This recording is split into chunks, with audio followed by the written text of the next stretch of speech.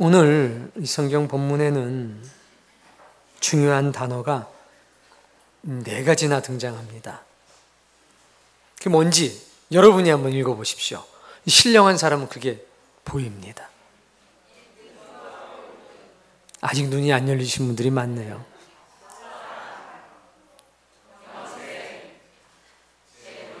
네, 다행히 점점 눈이 열려서 보이는가 봅니다. 다시 한번 크게 한번 읽어볼까요? 첫 번째, 두 번째, 세 번째, 네 번째. 오늘 본문을 이해하기 위해선 오늘 하나님의 가르침을 은혜 가운데 받아들이기 위해선 이 4가지 단어의 의미를 알고 있어야 합니다. 그 첫 번째는 1등과 꼴등입니다. 성경에는 먼저 된 자 혹은 나중된 자로 기록된 겁니다. 여기에 많은 오해가 있습니다. 먼저 된 자라고 이 번역을 해놨기 때문에 자꾸 시간적인 개념으로 생각합니다. 일찍 온 사람들 혹은 믿은 지 오래된 사람들, 나중된 사람들, 믿은 지 얼마 안 된 사람들. 그런데 오늘 본문에 먼저 된 자와 나중된 자는 시간적인 개념이 전혀 없습니다. 번역을 알기 쉽게 한다면 1등 그리고 꼴등 이렇게 번역하면 훨씬 쉽습니다. 1등이 뭐냐? 따라해 봅시다. 주님을 따르는 자. 오늘 본문에 나오는 1등은 먼저 된 사람은 주님을 따르는 사람입니다. 하나님의 보좌에 앉을 수 있는 사람은 1등이라는 겁니다. 그럼 꼴등은 누구냐? 주님께 등을 돌린 사람. 꼴등입니다. 하나님의 영광의 보좌에 앉을 수 없는 사람. 누굽니까? 꼴등입니다. 그래서 하나님 안에서는 1등과 꼴등밖에 없습니다. 1등이 있고 2등이 있고 3등이 있고 순차적으로 10등이 있는 게 아니라 하나님 안에는 1등과 꼴등, 영생을 받는 자와 받지 못하는 자, 보좌에 앉는 자와 보좌에 앉지 못하는 자, 주님을 따르는 자와 주님께 등을 돌리는 자. 여러분, 그래서 1등은 한 명이 아니라 많습니다. 주님을 따르는 모든 자는 1등입니다. 주님을 따르지 않고 주님께 등을 돌린 사람은 전부 다 꼴등입니다. 오늘 이렇게 꽃을 받으신 분들이 많잖아요. 어버이 기념 주일이라고. 똑같이 1등도 많습니다. 하나님의 역사는 종렬로 딱 줄을 서서 가는 게 아니라 횡렬로 딱 줄을 서서 건너는 겁니다. 다 구원받는 사람들은 1등입니다. 오늘 여러분 다 1등 되길 바랍니다. 그래, 내가 평생 1등 한번 못 해봤는데 그 주님 안에서 한번 해봐야 되겠다. 역전이죠. 인생 역전인 겁니다. 자, 두 번째는 사랑입니다. 사랑을 여러 가지로 정의할 수 있는데 오늘은 사랑의 2단계에 대해서 말씀을 드리겠습니다. 사랑의 첫 번째 단계, 나를 바라봐입니다. 사랑에 빠지면 첫 번째 나타나는 현상입니다. 나 좀 봐. 나만 바라봐. 맞습니까?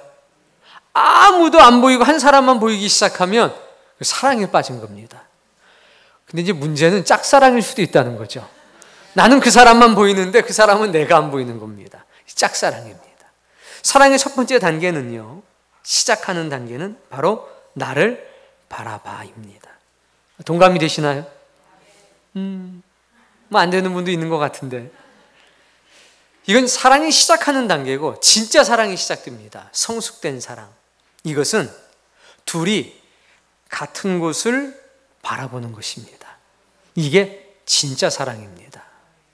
같은 곳을 함께 바라보는 것. 사랑이라고 하는 것은 나를 바라봐에서 우리 같은 곳을 함께 바라보자로 성숙돼 가는 것이 사랑이라는 겁니다.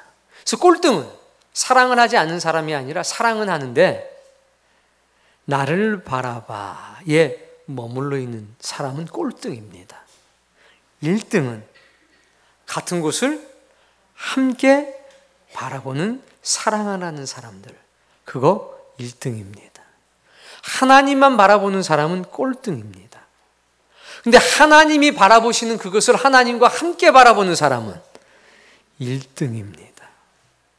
세 번째는 영생입니다. 이터럴 라이프라고 하는 영생. 한마디로 풀었으면 영원한 생명이 영생입니다. 근데 우리가 여기서 주의 깊게 봐야 될 단어가 영원이라는 단어입니다. 이 헬라어로 아이오니우스라고 하는 말인데 이 말의 뜻이 기가 막힙니다. 이것은 영원히 계속된다는 말이 아니고 하나님께 합당한 것, 하나님께 속한 것, 하나님의 특성이란 뜻을 가지고 있습니다. 뭐가요? 영원이라고 하는 말이.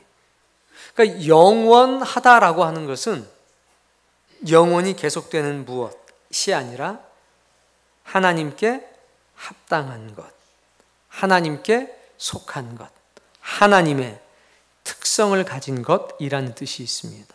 그럼 영원한 생명, 영생은 뭐겠습니까?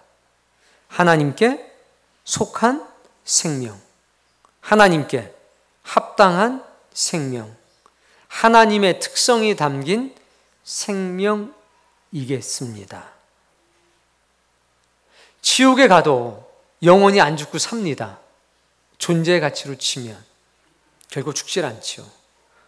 근데 그것을 우린 영생이라고 말하지 않습니다. 그것을 영벌 혹은 영원한 죽음이라고 말합니다.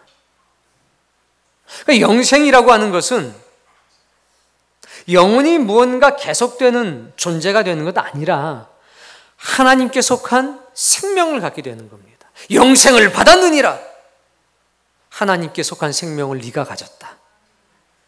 영생을 취하라. 하나님께 합당한 생명을 취하라.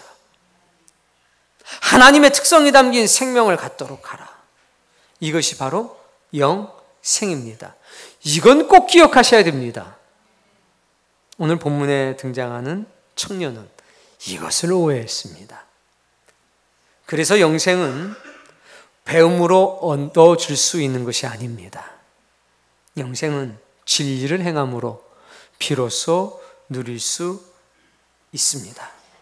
자, 마호메드라고 하는 한 사람이 있었습니다. 그 이름에서 알 수 있듯이 이 사람은 무슬림이었습니다. 이슬람 신자였다는 얘기입니다. 어느 날 이가 길을 걷다가 잠을 자게 됩니다. 근데 갑자기 누가 나타나가지고 옆구리를 발로 펑 하고 쳤습니다. 깜짝 놀라가지고 벌떡했습니다. 뉘시오! 했더니 무슬림을 지도하는 선생이었습니다. 아니 이 사람아 그 더러운 발을 메카 쪽으로 이렇게 뻗어놓으면 어떡하나? 아이고 죄송합니다. 그런데 왜 메카 쪽으로 성지 쪽으로 이 발을 뻗어서는 안 되는 겁니까? 이래 물어봤답니다. 그랬더니 대답하길 코란에 그렇게 기록이 되어 있다네. 어디예요? 그래서 이 사람이 가만히 생각을 하다가 아니 그러면 신은 도대체 어디에 있는 겁니까? 물어봤습니다. 아니 그건 또 왜 물어보나? 아니 메카 쪽을 향해서 발을 뻗어도 죄가 되는데 아니 신을 향해서 발을 뻗는다면 이건 더 큰 죄가 아니겠습니까? 근데 신이 어디 계시는 줄 알면 내가 그 방향을 피해가지고 발을 뻗고 자려고 그럽니다. 아니 동쪽에 있습니까? 서쪽에 있습니까? 아니면 저 하늘에 있습니까? 아니면 이 땅속에 있습니까? 제발 좀 알려주십시오. 소리 소문이 없이 사라졌다는 겁니다. 여러분, 종교라고 하는 것이 행위를 규제하는 것 혹은 자신의 종교적 계율을 지키게 하는 것, 그것을 통해서 어딘가에 도달할 수 있다라고 말하는 것, 그건 옳지 않은 겁니다. 신은 어디에든지 계십니다. 그러니 신이겠지요. 그런데 사람은 자꾸 규제하려고 그러고 제한하려고 합니다. 계율을 통해서 무언가에 이르를 수 있다라고 생각하는 어리석은 존재라는 것입니다. 영생은 그렇게 얻을 수 있는 것이 아닙니다. 영생은 배움이 아니라 진리를 행함으로, 즉 이웃에 대한 사랑과 헌신을 통해서 얻을 수 있고 누릴 수 있는 것이 영생이라는 것을 기억하셔야 합니다. 우리가 그리스도를 따른다는 것, 예수 그리스도가 대신 죽은 사람들을 위해서 은혜와 용서의 사랑으로 봉사하는 것, 이 둘은 한 가지입니다. 내가 하나님을 따른다고 하면서 예수 그리스도께서 대신 죽은 사람들을 소외시키고 관심 없어 하고 살아간다면 그건 신앙의 불일치일 수밖에 없습니다. 예수님을 따른다는 것은 주님께서 사랑하는 사람들을 동시에 사랑하는 것입니다. 신앙이라고 하는 것은 하나님의 대리자로 살아가는 겁니다. 신앙은 하나님과의 관계만 맺고 살아가는 것이 아니라, 즉 하나님만 바라보는 것이 아니라 하나님을 바라보는 것으로부터 시작해서 결국 하나님의 바라보시는 그 방향을 함께 바라보는 것이 진정한 신앙인 것입니다. 그런데 하나님만 바라보는 것에 여전히 매여 있다면 그는 어리석은 사람이고 영적인 어린아이라는 것입니다. 누구나 어린 시절이 있습니다. 그러나 어린 시절은 생각보다 빨리 지나가지 않습니까? 오늘 여러분들에게 영생을 취할 만한 그런 성숙한 은혜와 사랑이 있기를 바랍니다. 네 번째는 무엇이냐? 재물입니다. 이 재물이 주는 위험함 세 가지가 있습니다. 물론 찾아보면 더 많겠지요. 그 첫 번째는 잘못된 독립심을 조장한다는 것입니다. 재물을 많이 가진 사람, 혹은 재물의 결핍이 극심에 이른 사람, 영적으로 동일합니다. 이 사람들은 이런 생각합니다. 돈으로 어떤 문제도 다 해결할 수 있다. 혹은 내가 돈이 없어서 문제지 돈만 있으면 돼. 돈만 있으면 마음대로 사람을 부릴 수 있다. 돈이면 무엇이든지 다 살 수 있다. 돈이 있으면 더 행복해질 수 있다. 이런 생각을 하는 사람들이 있습니다. 이건 굉장히 위험한 생각입니다. 이 생각들이 쌓여가면서 결국 어떻게 되는지 아십니까? 하나님이 없이도 잘 살 수 있다라고 하는 위험한 착각 속에 살게 합니다. 큰 재물은 하나님이 필요하지 않다는 잘못된 독립심을 조장할 위험이 매우 높습니다. 재물의 위험성이 뭔지를 알고 있어야 합니다. 두 번째는 부유함이라고 하는 것은 이 세상에 집착하도록 만듭니다. 예수님께서 이런 말씀을 하셨습니다.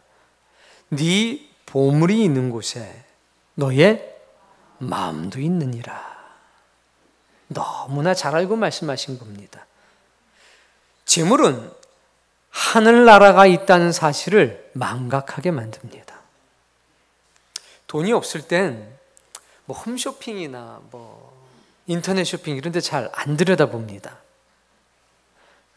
돈이 좀 있으면 들여다봅니다. 저걸 사면 돈을 번대는데 희한하죠? 그걸 왜 사는지 돈을 버는지 모르겠어요. 돈으로 누릴 수 있는 수많은 것들이 현세에 존재합니다. 그래서 그것들을 취하고 그것들을 즐기다 보면 하나님 나라가 보이지 않게 됩니다. 그래서 이 세상이 뭐가 되냐면 천국이 됩니다. 질 것이 풍성한 곳. 세 번째 위험성은 이 부라고 하는 것은 사람을 이기적으로 만듭니다. 누가 이런 말을 했습니다. 사람은 아무리 많이 가져도 더 갖고 싶어하는 존재이다. 동의하십니까? 그래서 99마리의 양을 가진 사람이 결핍을 느낍니다. 한 마리를 더 채워서 100마리를 만들어야 되겠다. 그런 욕망에 사로잡히기가 쉽습니다. 너는 한 마리 있으나 없으나 마찬가지니까 그것을 내게 다오. 그러면 나는 100마리가 채워지니 이거 얼마나 의미 있는 일이냐. 이렇게 스스로 자기를 합리화합니다. 그래서 돈 많은 어떤 사람들이 애들 코먹은 돈까지 다 그렇게 가져가는 겁니다. 골목 상권까지 그래서 막 밀고 들어온다는 얘기입니다. 그 뒤로는 그 100마리를 채운 뒤로는 그것을 보존하기 위해서 재물에 매달리면서 살게 됩니다. 일단 안락과 사치를 경험하면 그것을 잃을 날이 두려워서 가진 것들을 보존하려는 긴장 속에서 근심 속에서 살아가게 됩니다. 평안과 나누는 기쁨은 사라지게 되고 불안과 근심이 그의 마음을 차지하기 쉽습니다. 이게 재물이 주는 유연성입니다. 자, 오늘 4가지 단어를 말씀드렸습니다. 첫 번째, 1등과 꼴등이 뭔지. 두 번째, 세 번째, 네 번째. 자, 오늘 본문에는 청년이 등장합니다. 어떤 사람이 와서 이르되 선생이여 내가 무슨 선한 일을 하여야 영생을 얻을 수 있겠습니까? 이렇게 어떤 사람으로 시작됐는데 22절에 보니까 그 청년이 재물이 많음으로 한 청년이 등장합니다. 근데 이 청년이 누구인지를 아는 것이 중요합니다. 마가복음과 누가복음에도 동일한 사건이 기록되어 있습니다. 누가는 이 청년을 어떻게 설명했냐면 관리와 부자로 설명했습니다. 안 찾을 거예요? 그냥 제가 말씀으로 드릴 겁니다. 누가복음 18장에 보면 어떤 관리가 물어 이르되, 누가는 그 청년을 누구로 봤냐? 관리로 봤습니다. 그리고 23절에 보니까 이 사람이 큰 부자이므로, 누가는 부자였으면서 관원이었다, 관리였다 라고 기록을 하고 있습니다. 마가는 재물이 많은 사람으로 설명하고 있습니다. 예수께서 길에 가실 때에 한 사람이 달려와 꿇어 앉자 묻자 오되 공식적으로 요청을 한 겁니다. 정중하게 요청을 한 겁니다. 근데 한 사람이라고 그랬습니다. 22절에 그 사람은 재물이 많은 거로. 그래서 마가는 재물이 많다는 것에 초점을 맞췄습니다. 그런데 누가와 마가가 이 청년의 부유함과 사회적 지위에 초점을 맞춰서 하나님의 말씀을 풀어가고 있을 그때에 마태는 부유함이라고 하는 것은 동일했지만 다른 것에 초점을 맞췄습니다. 무엇냐? 바로 그의 나이입니다. 그래서 그의 젊음, 그의 나이에 주목하고 있습니다. 그럼 우리도 마태처럼 그의 나이에 주목해 볼 필요가 있지 않을까요? 청년의 젊음에 무엇이 담겨져 있습니까? 야망이 담겨져 있습니다. 거룩한 야망이든 속된 야망이든 이 야망이 담겨져 있습니다. 이 야망의 특징이 무엇인 줄 아십니까? 젊음을 희생해서라도 무언가 얻고자 하는 것, 그게 뭐냐? 야망입니다. 가능하면 거룩한 야망이 담겨져 있더라면 좋을 텐데. 아프리카의 성자였던 리빙스턴을 아십니까? 그는 어느 날 시골의 작은 교회에서 예배를 드리고 있었습니다. 그날은 헌신 예배였습니다. 다들 헌금 바구니에다가.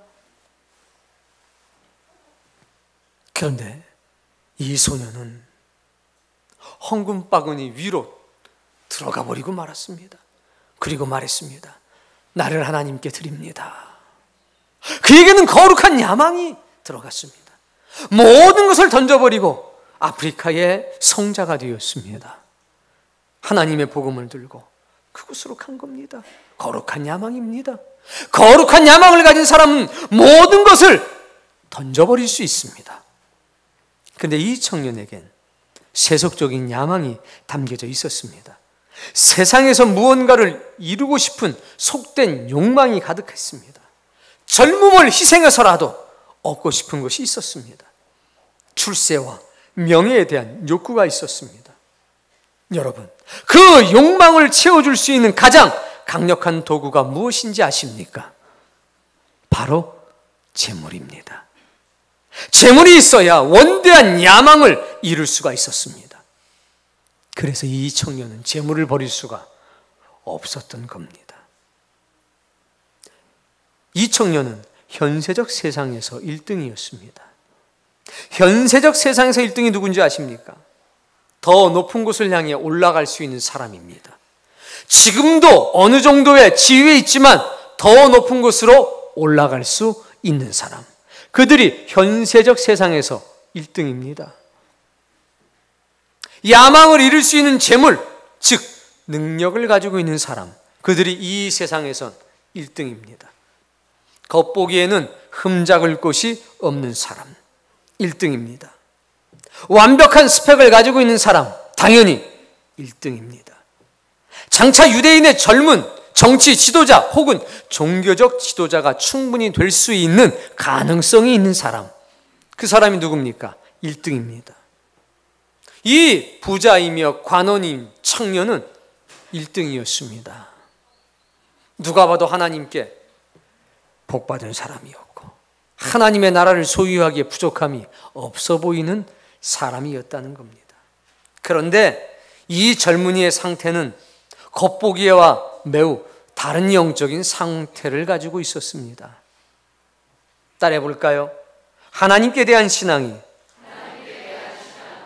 은혜의 종교라는 사실을 모르고 있었다. 하나님께 대한 신앙이 은혜의 종교라는 사실을 모르고 있었습니다. 하나님의 계명과 율법과 규례를 지키기만 한다면 하나님과 더 신실한 관계를 맺을 수가 있고 그것을 통해서 하나님의 신뢰를 얻고 하나님의 나라를 소유할 수 있을 것이라고 착각했습니다. 이것을 좀 유식한 말로 말하면 이렇게 말할 수가 있는 겁니다. 하나님의 계명을 사람의 계명으로 바꾸어 버린 겁니다. 그래서 그는 종교적 열심이 충만해서 주님께 질문을 한 겁니다. 내가 무엇을 해야 영생을 얻을 수 있겠습니까? 어떤 행위를 해야 영생을 얻을 수 있느냐고 물어봤습니다. 이건 니고데모의 모습과 비슷합니다. 니고데모가 밤에 찾아왔습니다. 선생님, 랍비여, 낮에 하시는 말씀과 이적들을 보니 당신은 선지자임에 틀림이 없습니다. 근데 예수님께서는 다짜고짜 말씀하십니다. 거듭나지 아니하면 하나님의 나라에 갈 수가 없느니라. 네? 물과 성령으로 거듭나지 아니하면 하나님의 나라를 볼 자가 없느니라. 니고데모도 자신의 영적 무지를 하나님께 주님 앞에 드러냈습니다. 그러나 이 청년과 니고데모는 정반대의 길을 걸어갑니다. 니고데모는 주님을 따르는 자였습니다. 니고데모가 왜 중요한지 아십니까? 니고데모는 관원이었습니다. 니고데모는 엄청난 부자였습니다. 예수님이 돌아가셨을 때 장례를 치르기 위해서 향유와 나들을 가지고 왔습니다. 몰약을 가지고 왔습니다. 근데 그가 가지고 온 몰약과 나드의 양은 왕의 장사를 지낼 때 쓰는 양과 동일한 양을 가지고 왔습니다. 그만큼 부자였다는 겁니다. 그런데 이 청년과 니고데모는 정반대의 길을 갑니다. 주님 말씀하신 게 너무 감사한 게 못 간다 하지 않고 어렵다. 니고데모는 주님의 옷자락을 붙잡았고 이 청년은 떠날 수밖에 없었습니다. 무엇이 달랐느냐? 니고데모는 계명을 붙든 게 아니라 누구를 붙잡았습니까? 주님을 붙잡았습니다. 이 청년은 계명을 붙들었습니다. 예수님께서는 계명을 지키라는 말로 청년을 이끌어내고 있습니다. 자신의 사고 속에서 하나님의 사고로, 육신의 생각 속에서 진리의 생각으로. 청년은 하나님의 계명을 사람의 계명으로 만들고 그 속에 안주하고 있었습니다. 예수님께서는 그에게 십계명을 말씀하셨습니다. 이 청년은 그 말씀을 들으면서도 깨닫지를 못했습니다. 원래는 순수한 의도였을 겁니다. 하나님 앞에서 자신의 업적이 무엇이 부족한지 물어보고 있는 겁니다.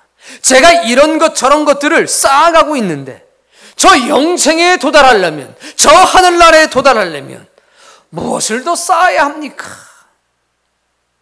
자신도 모르는 특별한 계명, 바르세파가 아닌 나사렛 예수파만이 가지고 있는 특별한 교리와 계명이 있는가라고 물어보는 겁니다. 청년은 바리새인처럼 신앙의 규칙, 규례, 율법을 지키는 관점에서만 계속 생각하고 있습니다.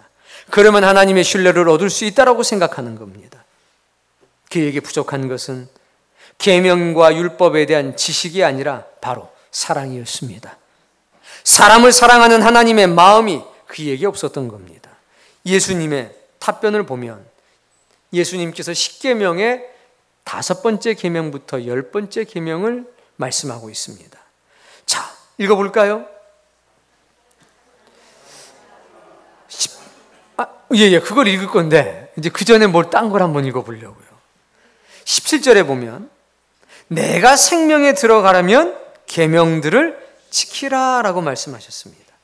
뭘 지켜요? 계명을 지키라. 그랬더니 이 청년이 뭐라고 얘기합니까?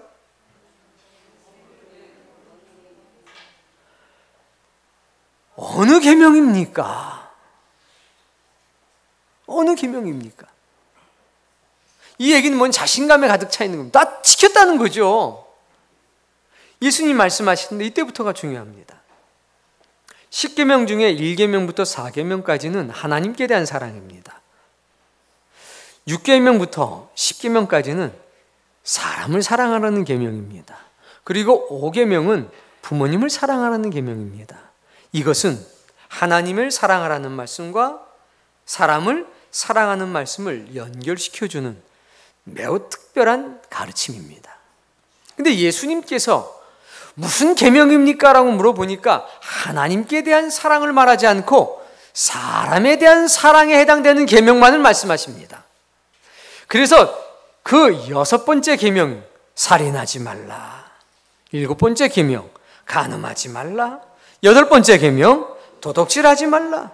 9번째 계명, 거짓 증언을 하지 말라. 10번째 계명, 이웃의 것을 탐하지 말라. 이 10가지, 6번째부터 7가지 계명을 말씀하십니다. 그리고 나서 5번째 계명인 부모님을 공경하라는 말씀을 탁 하시고, 이 5번째 계명부터 10번째 계명이 아니라 이 계명들이 가리키는 것. 뭐 하는 것이요? 가리키는 것. 뭐뭐 하지 말라, 뭐뭐 하지 말라, 뭐뭐 하지 말라는 그 말씀이 가리키는 것. 그걸 말씀하십니다. 그게 바로 뭐냐? 내 이웃을 내 몸과 같이 사랑하라. 즉 예수님이 봐셨을 땐 하나님께 대한 사랑, 하나님과 눈을 맞추는 것은 잘 되고 있었다는 겁니다. 근데 부족한 게 있었는데 뭐냐? 하나님만 바라볼 줄 알았지 하나님이 사랑하는 것들을 사랑할 줄 몰랐다는 겁니다. 하나님과 같은 것을 바라보지는 못했다는 겁니다. 이 청년이 뭐라고 대답합니까? 제가 그게 부족했습니다. 이렇게 합니까? 아닙니다. 그건 제가 어려서부터 다 지켰습니다. 그런데 아직 뭐가 부족하단 말입니까? 지켰습니까? 안 지켰습니까? 항상 이렇게 물어보면 곤란해요. 느낌적으로는 안 지킨 것 같은데. 율법이라고 하는 관점에서 보면 지켰습니다. 그러나 의미적인 관점에서 바라보면 사실이 아닙니다. 이 젊은이의 불행이 뭔지 아십니까? 예수님의 말씀을 거절한 겁니다. 그의 비극은 사람보다 재물을 더 사랑한 것입니다. 다른 사람들보다 자기 자신을 더 사랑했습니다. 사람보다 재물을 앞세우는 사람들, 타인보다 자신을 앞세우는 사람들은 예수님께 등을 돌리는 사람이 될 수밖에 없습니다. 예수님과 함께 길을 걷는다고 하는 것은 예수님이 사랑하는 그 사람들을 사랑하며 사는 것이고 예수님의 헌신과 희생에 동참하는 것인데, 예수님은 자기 자신보다 하나님의 사랑하는 사람들을 더 사랑하셔서 십자가를 지지 않았습니까? 그런데 재물을 더 사랑하고 자신을 더 사랑하는 사람들은 결국 안타깝게도 주님과 함께 걸어갈 수가 없습니다. 주님께 등을 돌릴 수밖에 없다는 겁니다. 이게 이 젊은이의 불행이었습니다. 그의 태도는 이기적이었습니다. 자신의 소유에 너무 집착했습니다. 현세적인 이익에 너무 집착했습니다. 하나님의 나라를, 하늘나라를 볼 수 없게 된 것입니다. 충격적인 조치가 필요했습니다. 사람들은 자신의 재물이 자신의 안락과 평안을 위해 존재한다고 생각합니다. 그때 그 재물은 그 사람을 구속하는 쇠사슬이 됩니다. 그 재물이 많고 적음이 문제가 아닙니다. 그것을 꺼내내지 않으면 원하지 않는 곳으로 끌려갈 수밖에 없습니다. 자신의 재물을 남을 돕기 위한 수단으로 인식하고 사용한다면, 불의한 재물로 친구의 생명을 사는 수단으로 인식한다면, 그리고 사용한다면 재물은 그의 면류관이 될 것입니다. 전승에는 이런 내용이 나옵니다. 어느 부자들이 주님과 대화합니다. 첫 번째 부자가 대화하고 두 번째 부하가 나타나서 얘기합니다. 라비여, 무엇을 해야 영생을 얻을 수 있단 말입니까? 오늘 마태복음에 등장하는 그 부자 상황이 똑같습니다. 이런저런 대화가 진행되다가 주님이 결론적으로 말씀하십니다. 너희는 이웃을 내 몸과 같이 사랑하라 하였거늘 보라, 아브라함의 자손이 너희 많은 형제들이 누더기를 걸치고 굶어 죽어가는데도 너희 집에 좋은 보물이 가득해도 형제들을 위해 그 어느 것 하나도 내놓지 않았느냐. 사랑하는 성도님, 신앙이라고 하는 게 뭡니까? 계명을 지키는 겁니까? 아닙니다. 그리스도의 신앙, 하나님의 신앙은 그렇지 않습니다. 믿음의 대상처럼 사는 겁니다. 즉, 그분과 믿음의 대상자와 올바른 관계를 맺은 후에 그 올바른 관계가 성숙되고 성장됨을 통해서 믿음의 대상의 대리자로 사는 겁니다. 믿음의 대상의 화신으로 산다는 얘기입니다. 그래서 우리를 뭐라고 그럽니까? 그리스도인, 작은 예수, 예수님을 닮은 사람. 이게 기독교인, 그리스도인인 겁니다. 사랑은 그분을 바라보는 것, 거기에 머무르는 게 아니라 그것을 통해서 그분이 바라보시는 것을 함께 바라보게 되는 것, 그게 사랑입니다. 신앙은 그 계명들을 지키는 게 아니라 그 계명이 가르치는 무언가를 바라보게 될 줄 아는 것입니다. 계명만 보면 우린 율법주의자가 됩니다. 계명만 보게 되면 여기다가 성경을 들고 누군가를 해코지할 수도 있다는 겁니다. 종교적 열심만이 앞장서게 되면 사랑의 본질을 놓쳐버릴 수도 있다는 것입니다. 현세적인 1등이 누굽니까?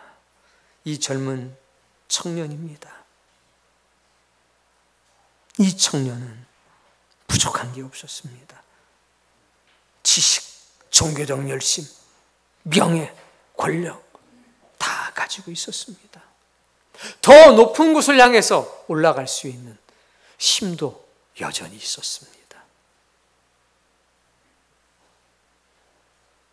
현세적인 꼴등은 누구입니까? 제자들이었습니다. 베드로는 그 다음 구절에 말합니다. 주여, 우리는 모든 것을 버리고 주님을 따랐는데 우리는 무엇을 얻을 수 있습니까? 이거 앞뒤가 안 맞는 무식한 질문입니다. 근데 주님은 거기에 현답하셨습니다. 세상이 새롭게 되고 인자가 영광의 보좌에 앉게 될 때에 너희도 하늘의 보좌에 함께 앉아서 이스라엘 12지파를 심판하게 될 것이라. 깜짝 놀랄 만한 내용이었습니다. 성경 어디에도 그런 말씀은 없었습니다. 여러분, 아무것도 가진 것이 없는 사람들, 더 높은 곳으로 올라갈 만한 능력이 결여가 되어 있는 사람들, 여전히 결핍 속에서 허덕이고 살아가는 사람들, 현세적 꼴등입니다. 주님은 그 꼴등을 향해서 말하는 겁니다. 마지막 날에는 너희가 1등이 될 것이다. 그가 누구냐? 모든 것을 버리고 주님을 따랐던 사람입니다. 마지막 날의 1등, 성경이 말씀하시는 1등은 누구냐? 누가 영생을 취할 수 있겠느냐? 모든 것을 버리고 주님을 따르는 사람들. 마지막 날의 꼴등은 누굽니까? 주님께 등을 돌리는 사람들. 이유가 어떻게 되었든지 간에. 사랑하는 성도님, 누가 1등이냐고 물어본다면 우린 이렇게 대답해야 됩니다. 나는 1등입니다. 왜 네가 1등이냐고 말한다면 나는 모든 것을 버리고 주님을 따랐기 때문에 1등이라고 말해야 됩니다. 그럼 네 손에 무엇이 잡혀있느냐고 말할 때에 이렇게 대답할 수 있어야 됩니다. 나는 하나님께 속한 생명을 가지고 있다고. 나는 하나님의 특질을 가진 생명을 가지고 있다고. 나는 하나님께 합당한 생명을 가지고 있다고. 그래서 살아도 주님을 위해 살고 죽어도 주님을 위해서 살고 사나 죽으나 주님의 것이라고. 이 생명이 하나님께 속해져 있으니까 지금 가져가셔도 감사하고 내일 가져가셔도 감사하고 감사한 것밖에는 없다고. 우리에게 보다 더 높은 자리로 갈 만한 능력이 없어도 괜찮습니다. 계명들에 대해서 무지해도 괜찮습니다. 물론 너무 무지하면 안 되죠. 그러나 우리는 계명들을 만날 때마다 기억합니다. 이 계명이 아니라 이 계명이 가르치는 것을 봐야지. 우리는 하나님의 눈과 눈이 마주칠 때마다 생각합니다. 하나님의 시선이 머무는 곳에 나의 시선도 머물러야지. 사람의 관점이 아니라 하나님의 관점에서 세상을 바라봐야지. 그게 신자입니다. 사랑하는 성도님, 우린 낮고 천한 자임에 분명합니다. 1등도 꼴등도 다 영생을 얻고 싶었습니다. 1등도 꼴등도 종교적인 열심 다 있었습니다. 그런데 결정적인 차이 하나, 한 사람은 주님께 등을 돌렸고 한 사람은 주님을 붙들었습니다. 부자냐 가난하냐 이거 문제 아닙니다. 지식이 있느냐 무지한 사람이냐 이거 문제 아닙니다.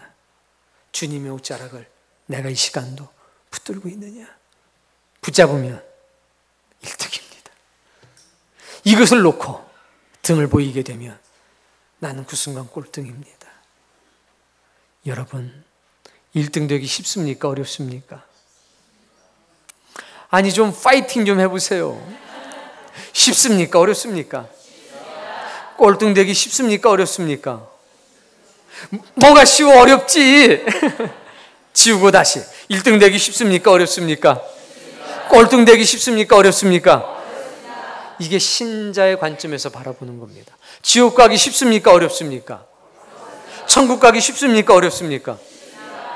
이게 1등 마인드예요. 천국 마인드. 지옥 마인드는 천국 가는 건 너무 힘들고 지옥 가는 건 그게 지옥 마인드인 겁니다. 기억해 보세요. 진리는 단순합니다. 주님을 따르면 1등입니다. 영생을 취할 수 있습니다. 다른 거 없습니다. 이 진리 가지고 주님이 뭐라고 말씀하시든지 아멘 감사합니다. 그리고 주님이 걸어가신 그 길을 똑바로 보고 따라가십시오.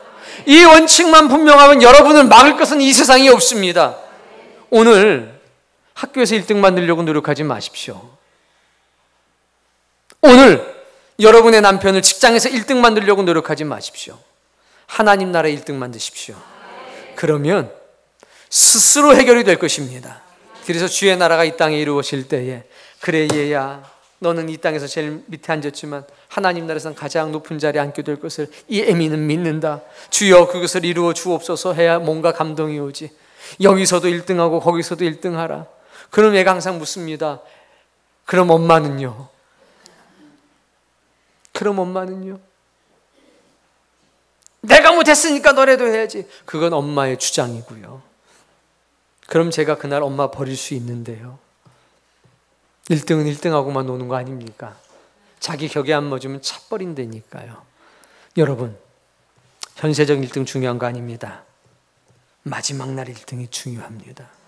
그래서 오늘 여러분의 생명이 하나님께 속했다고 당당하게 증거하고, 보는 사람마다, 듣는 사람마다, 그래, 자네의 생명은 하나님의 것임이 분명하네, 이런 증거를 얻게 되기를 주의 이름으로 축복합니다.